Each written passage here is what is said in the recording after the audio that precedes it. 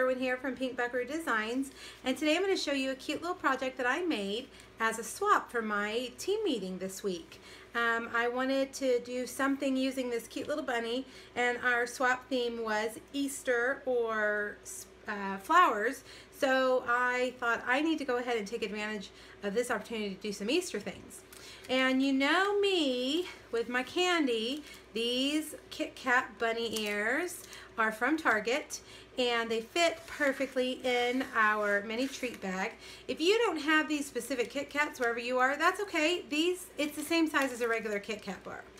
So a regular Kit Kat bar fits perfectly in a mini treat bag. That's what I like to put in them when I use them. So the stamps that I'm using today are Greatest Greetings. That's the Your Extraordinary. Greatest Greetings is a really good set in the 2016 Stampin' Up! Occasion catalog. It has lots of unique sentiments. And then I'm also using Friends and Flowers, which is also in the 2016 Occasions catalog, and it coordinates with a punch that we had in our holiday catalog that made poinsettias. Well, now they have come out with a great stamp set to continue using this punch besides making just flowers. So I'm going to show you today how to use it to make this cute bunny. Alright, so the first thing we need to do is cut out our mini treat bag, and I sometimes like to do this ahead of time, but I thought I would take the opportunity to show you exactly how to put this one together. When you buy the mini treat bag Thinlit collection, you get 2 of these along with some other Thinlits, but these are the 2 main ones you're going to use to put your mini treat bag together. So you need this. I only needed 1 full piece of cardstock for this, but don't cut it in half. You'll screw up your piece of cardstock because it needs to be bigger. It needs to be 6 inches wide to fit on under the main Thinlit here.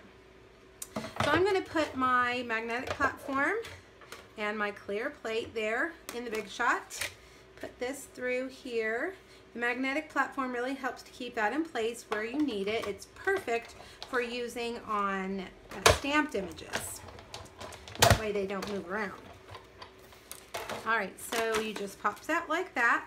And then you have this little piece here, and unfortunately it's not quite big enough for the back side of this. You could probably squeeze it out there with a small tab, but that's okay. For this, you're going to keep this piece and use this scrap in a minute, so hold on to that. And then you're going to use the other half of this cardstock that we cut a minute ago, and we're going to cut the back side. This is the other flap that goes on the back side of the mini treat bag. Okay, pull that one out. I'm going to move these out of the way. Alright, so this is what you have, and you're kind of like, that looks a little confusing. So what I want you to do first is burnish those score lines. You'll see that the Thinlit put in some score lines for you, and that's going to help you know where to put these. This tab, you're going to put adhesive, and we're going to put it right back behind there. Now I recommend using Fast Fuse or our tear and tape. And tear and tape is a really, really strong adhesive that is good for 3-dimensional projects. And you can just tear it. If you didn't see that, I just tore it off. I don't need scissors to cut it like we used to have to do with our red sticky strip. And then you're going to peel off the top piece. It's like a double stick adhesive. And I'm going to line this up with the other line, make sure that this bottom corner is lined up with that bottom corner, and to put that down like that. Now I'm going to fold over these, and I'm going to again use my tear and tape. Fast Fuse would be a good choice also for this, but I really like this tear and tape, especially when I need to make sure that adhesive gets in the right place, because sometimes the Fast Fuse is a little bit too wide for where I want it on here. Alright, and then we're going to fold up the bottom side. Now you could fold this tab in on the inside, but I think it looks cute on the outside. It's kind of like a report card folder. It reminds me of when I was a kid, we'd get our report cards came home in a little manila folder that folded up on the back like that. Alright, so there you have the main construction. So let's stamp our bunny.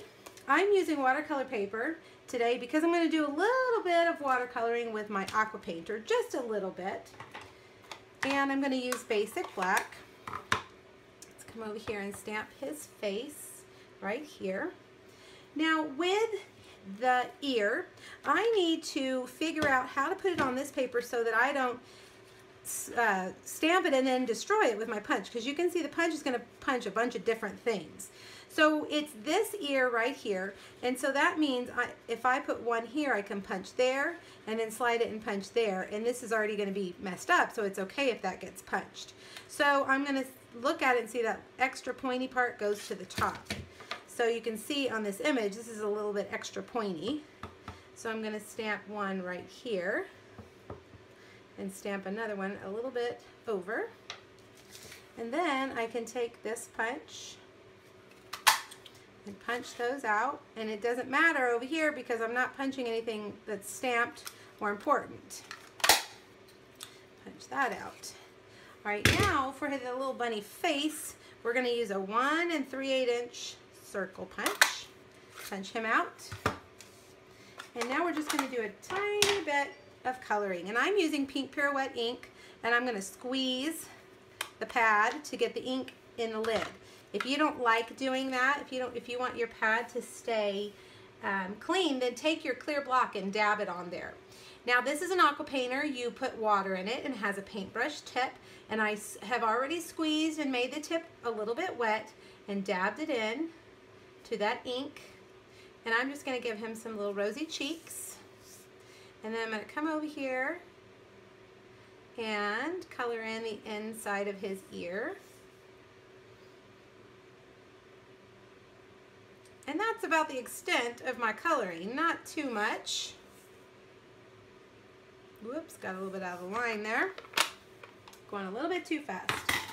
All right, so now we need to put him together, and I'm going to use dimensionals. So I'm going to put one down here at the bottom, another one down here at the bottom, and let me position them kind of out and put that right on top. And there's our cute little bunny. Now I wanted to go a step further and give him some little whiskers, some extra real life looking whiskers on his nose. So I'm going to take a glue dot with the tip of my paper snips and put it right there. And then I'm going to take some of our silver thread, and I'm going to wrap it around 3 of my fingers about 5 times. Okay, this stuff is very delicate, and so it does take a little bit of concentration and focus. So when you have those loops, just take one side and flip it over and set that right down onto his nose. And there's some cute little whiskers for him. Isn't that cute? I'm going to cut off this extra one. Cut that one off so you can't really see it. All right, now he needs a little nose. So I am using this Hearts border punch. These little hearts were the perfect size. They weren't too big because our itty bitty heart's actually a little bit too big. So I'm going to put this down on the glue dot, take the tip of my paper snips and put it right on top of him.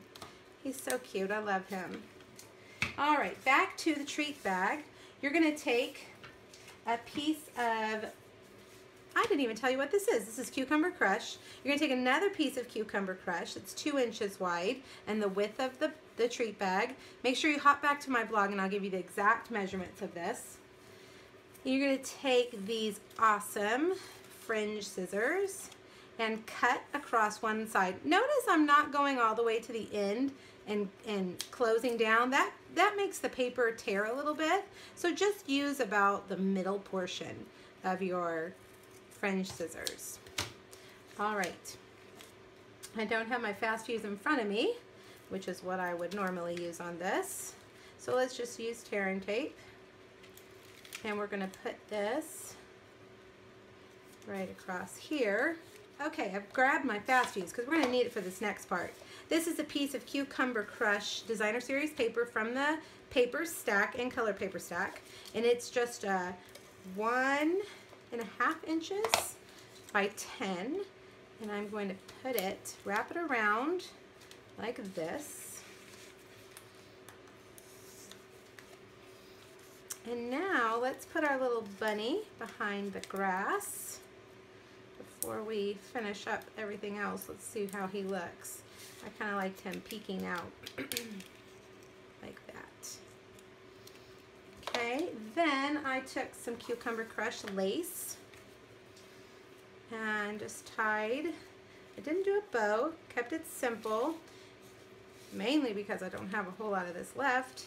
And I made 12 of these for our team meeting for my swap. And just a knot. Cut those at an angle. And the very last thing was to use that cute little sentiment, "You're Extraordinary." And I did it in basic black on Whisper White and cut it out with a long, thin banner thinlit. This one actually comes with a gift card thinlit collection. And I'm going to put it right up here at the top. Trim off any of that extra, and there you have it. A really fun Easter treat. And remember, these Kit Kats are just regular size Kit Kats, but I think you could figure out any kind of treat to put in there. That would be a nice Easter treat for your neighbors, for your friends, or for my kids' Sunday school teachers. I'm going to send these in for them. All right, make sure you hop back over to my blog to find out the measurements and the supplies that I used, and let me know if you have any questions. Thanks so much. Bye-bye.